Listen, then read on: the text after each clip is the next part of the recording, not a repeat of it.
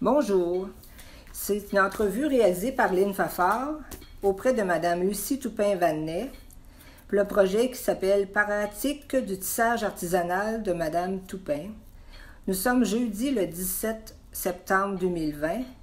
Il est actuellement 14h30. Nous sommes à Berthieville. Pour débuter cette activité,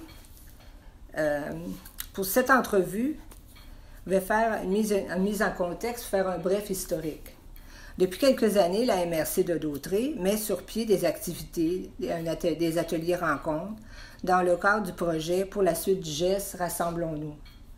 Ces activités ont pour but de diffuser, de favoriser les connaissances et à promouvoir les savoir-faire traditionnels. Mettre à l'honneur les porteurs des traditions du territoire dautréen. Pour la suite du geste, rassemblons-nous, à sillonner différentes paroisses concernant les apprentissages des arts anciens, dont le tissage artisanal, le gossage de coque et le fléché. Pour la continuité, je trouve important de connaître le début d'une de ces porteurs de tradition du tissage artisanal. Ce projet de documentation se nomme « Pratique du tissage artisanal » de Mme Lucie Toupin-Vanet. On va procéder. Bonjour, Mme Vanet. Bonjour, ma femme. Merci de votre participation. Ça me fait plaisir. Je vais vous poser quelques petites questions, puis à vous de répondre selon votre choix. Ce qui s'est passé. Est-il indiscret de vous demander votre âge? J'ai 88 ans. Bon, merci. Votre lieu d'origine à la naissance, est-ce que c'était Saint-Cuthbert? Oui. Et vos parents, ils s'appelaient comment? Avila, Toupin et Marie-Ange Cabana. Vous étiez dans quel rang de vos frères et sœurs? Je suis née dans Côte-Jolie. Ah. Et on est resté le plus longtemps. À l'âge de 5 ans, nous sommes déménagés dans l'arrondissement du village. Ah, oui. On a resté chez mon grand-père Cabana pendant 4 ans. Ensuite, mes parents ont loué une maison à l'entrée du village pendant 5 ans à peu près. Là. Puis après ça, mon père a acheté une terre en bas du village où j'ai fini. Je suis restée jusqu'à mon mariage. Jusqu'au mariage, oui. Ouais. Mais après mon mariage, je suis toujours demeurée dans Saint-Cuthbert. Oh, toujours. Toujours. Vous avez eu combien d'enfants, Mme Toupin? 3 enfants. 3 enfants. 2 filles, un garçon. Oui. Vous avez fait des études, vous avez eu une occupation autre que... Moi, j'ai étudié à l'école numéro 1 du village. Puis ensuite, je suis allée à l'école normale de Joliette pour obtenir mon diplôme d'enseignement. Qui correspond à la 11e année. Aujourd'hui, oui. Oui. Puis vous avez enseigné plusieurs années jusqu'à votre mariage? J'ai enseigné 8 ans complètes et 2 ans de remplacement. Ah, oui. J'ai bien aimé mes années d'enseignement. Oui. Et puis, le contact durant l'enfance avec la pratique du tissage s'est fait comment? Est-ce que c'était... Maman a toujours tissé. Oui. Je me souviens, quand on était jeune, que maman laissait le métier pour aller soit préparer les repas ou faire différents travaux. Moi et mon frère qui me suit, on tissait. Ah. Moi, je m'occupais de passer la navette, puis lui, il s'occupait des vaches. Pédale. Je peux te dire, là. Oui. Je devais avoir 10-11 ans. OK. Oui. Mon frère, il a 2 ans plus jeune que moi. Ça fait que... On s'amusait bien avec ça. Puis maman nous disait, gaspillez pas mon travail. Là. Mais peut-être qu'elle a été obligée d'en défaire quelquefois. Mais tu sais, on n'en faisait pas long. C'était plus pour nous amuser. Mais j'ai toujours aimé le tissage. À quel âge avez-vous tissé sérieusement? Maman a toujours continué à tisser. Ah, OK. Ouais. Durant l'été, là, durant les vacances, là, on tissait avec elle. Ah, oui. Tu sais, là, ça peut aller comme peut-être à 12-13 ans. Là. Maman faisait des catalogues de lit, là. mettons, qu'on faisait une couture au milieu, là. Elle n'avait pas un métier, un 100 pouces, là. C'était un 45 pouces. Elle montait ça à pleine largeur. Puis, quand elle en a fait beaucoup, même, ça fait peut-être 2 ans, j'ai rencontré une madame, par hasard, comme ça, que je connaissais, là. Elle dit, ta mère avait, on parlait de ça, justement. Elle dit, ta mère a bien tissé, elle dit, j'ai encore une couverture de lit qu'elle a faite pour maman. Oh, c'est une belle pièce d'anthologie. Bien, moi, j'ai donné, j'ai 3 petites filles, là, puis je leur ai donné chacune une couverture que j'ai tissée avec ma mère. Quand Avec j'ai déménagé. Mère? Ah oui. Il y avait des couvertures à pleines armoires. Et à cette époque, le tissage, c'était par besoin domestique. C'était pas par loisir. Non. Ben, maman faisait... C'était quasiment son occupation. Elle tissait la laine, c'est-à-dire un filet. Elle filait de la laine parce qu'on a toujours des moutons. Puis elle la tissait. Elle faisait des couvertures avec ça. Des couvertures de laine, on en a bien eu. Oui. Puis vous, par la suite, quand vous avez emménagé, marié? Oui, bien, mariée, les premières années, j'avais pas le temps de tisser. Mais je dis j'avais pas le temps. Oui, parce que j'avais un métier à 100 pouces. 100 pouces. Je me rappelle, il était monté j'avais un salon d'eau, puis il y avait une partie, c'était mon atelier. Puis même, j'ai tissé des couvertures par patron avec des femmes de durant de Saint-Jean. Saint-Jean. Ouais. Oui, parce qu'un 100 pouces, il faut être 2 personnes. Justement, Janine Rousseau, qui demeure là, elle en a fait une avec moi. Puis la femme de Rénal Plante, Gisèle Rousseau aussi, elle en a tissé une avec moi. Oui. On avait fait 4. Moi, j'en avais fait 2 avec mes 2 filles. Puis les autres, ils en avaient fait chacun une. Fait que vous avez toujours tissé, puis Ça a toujours été, pour moi, plus qu'un hobby. J'aimais ça. Oui. Avez-vous tissé des linges à vaisselle, des tapis? Oui. Des linges à vaisselle, des napperons. Qu'est-ce que j'ai fait à part de ça? Des sacs? Ah oui, des sacs. Des sacs, des catalogues de plancher, des catalogues de lit. La dernière année que j'ai tissé à Saint-Barthélemy, j'en ai fait 6. 6 grandes couvertures, parce que j'avais beaucoup de matériel d'accumuler. Puis je voulais me débarrasser de ça avant de fermer boutique, avant de fermer maison. J'en ai fait 6 grandes. Puis quel montage faisiez-vous? Montage régulier ou à chèvrefeuille? Ou non, régulier. Régulier. Ouais. C'était-tu monté tout en blanc ou avec différentes lisières de couleurs? J'ai fait aussi des couvertures de bébé. Ah oui. Bon, ça donnait comme 60... On faisait ça sur le métier 60 pouces. Je pense qu'on tissait 40 pouces. OK. Ça donnait peut-être 38 quand c'était sorti du métier, mais ça, j'en ai fait 2. Puis à l'époque, quel tissu utilisait? Alors, votre mère utilisait la laine, mais est-ce qu'elle prenait aussi des... Bon, c'était des femmes qui apportaient du coton. Puis quand c'était des couleurs foncées, bien, maman faisait des tapis de plancher.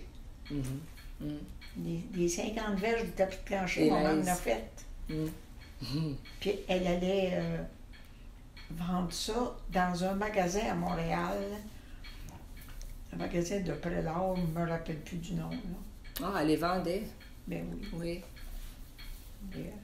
Elle en vendait, puis elle en a bien donné. Oui, aussi, oui.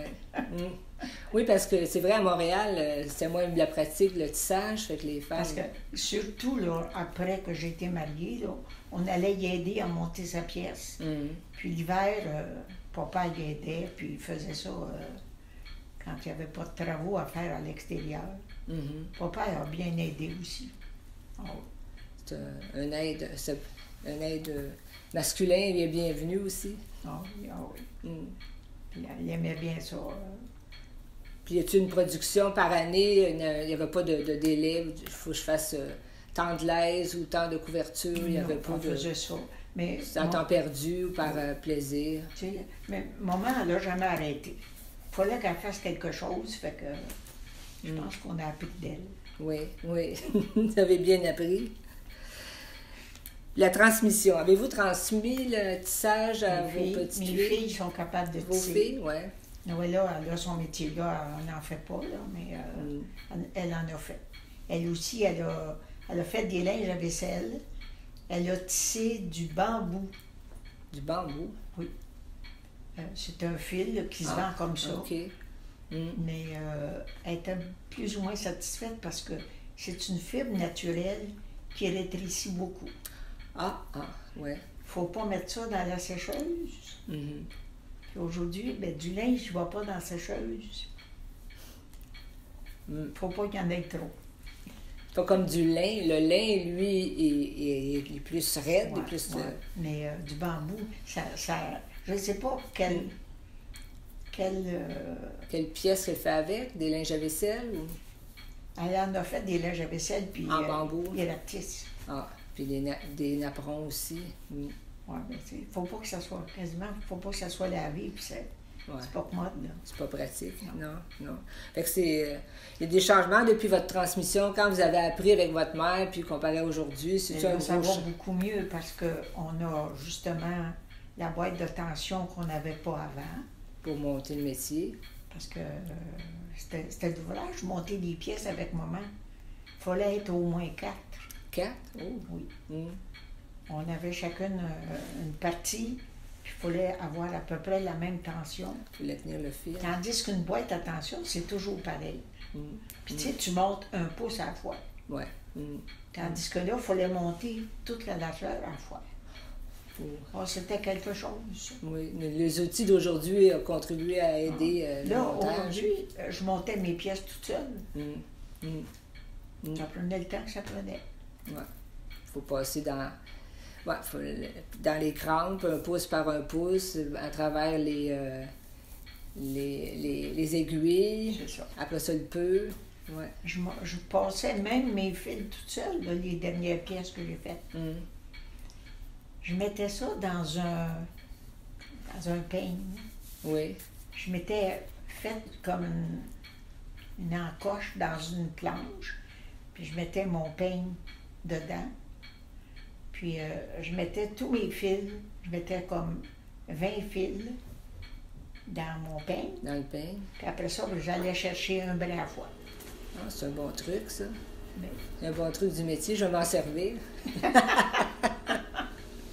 Tu sais, quand on ne veut pas déranger personne, mes filles, bien, ils travaillaient, ils n'étaient pas capables de m'aider. J'en ai une qui est à Québec, elle est trop loin. Elle est trop loin, oui. Puis attendre après une et l'autre, des fois, on trouve ça long à attendre.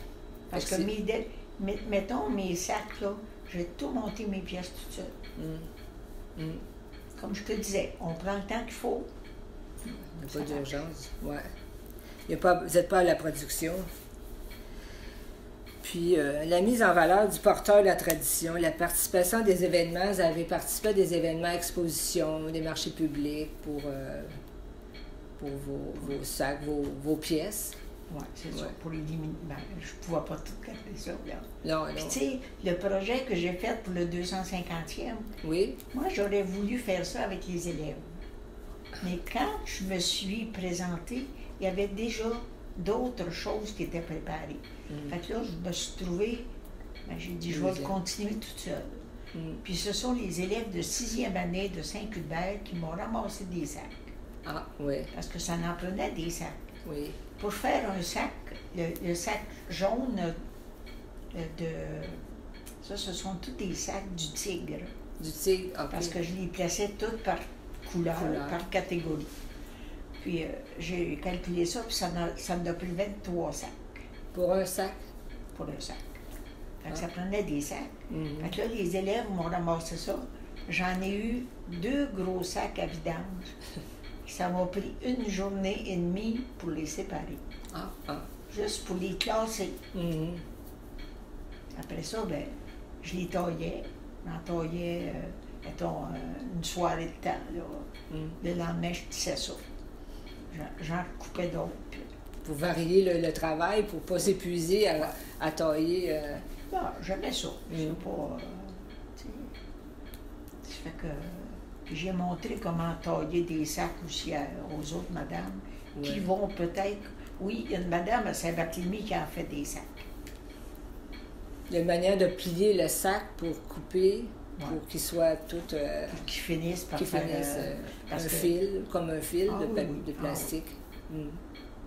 J'ai monté aussi à Florence Doucette. Oui. Elle a fait elle aussi. Je ne sais pas si elle tisse encore, là. J'ai pas eu de nouvelles. Elle a vendu son métier à tisser. Ah? Oui, je voulais aller avec elle pour le monter. Puis elle dit, trop tard, je l'ai vendu. Bon, elle voulait s'en acheter un plus grand. Je ne sais pas là, si elle compte. Ça fait un petit moment que je n'ai pas eu de petites nouvelles. Là. Elle est partie tout l'été en Gaspésie. Ben oui, c'est ça. Oui. Puis comment voyez-vous la transmission de cet art textile? Ça me fait de la peine de voir qu'il y a peu de relève dans ça. Mais est-ce que ça peut revenir? Moi, je pense avec le projet pour la suite du geste, Rassemblons-nous, c'est des petits pas qu'on peut faire, que ça démontre comment... Faut pas que ça s'éteigne. Non, il faut pas. Moi aussi, je trouve ça. Tu sais, c'est comme le tricot, n'importe quoi. C'est long faire un morceau quand on le tricote, mais qu'on est-tu contente quand c'est fini? C'est une valorisation, ça n'a pas de prix. Ça. Mais tu sais, les jeunes moments aujourd'hui, là, qui travaillent, ils n'ont pas le temps de faire ça. Non. Nous autres, on prenait le temps. On n'avait pas plus le temps, on le trouvait le temps. Ouais. En conclusion, avec cette entrevue, c'est un des moyens de sauvegarde de cette tradition pour la transmission de génération en génération. Avec votre consentement, je prévois rédiger un texte qu'on pourrait mettre dans le journal Ça me chicote à la suite de notre entrevue. Et je propose de faire des ateliers d'initiation aux élèves de 6e année. J'avais eu cette idée-là, moi aussi. Leur montrer les techniques, puis devenir les porteurs de la tradition. Puis peut-être les amener à voir un métier, puis comment est-ce que ça fonctionne. Moi, j'ai un petit métier de table. Okay. Je pensais apporter ce métier-là dans la classe, à l'école, puis leur proposer de faire un apprendre, quelque chose. Mais là, avec la COVID, je ne sais pas comment on peut... C'est plus difficile. Ça va être plus difficile, mais je lance quand même le projet. Oui, puis ça va finir, la COVID, j'espère. oui. Fait que c'est tout pour notre entretien. Avez-vous d'autres choses à nous... ça m'a fait plaisir de transmettre, puis d'essayer de valoriser ce travail-là. Oui, cette technique-là. Moi aussi, je ne veux pas que ça se perde, je veux que ça soit toujours en continuité. Merci beaucoup, Madame. Mais ça m'a fait plaisir. Nanette.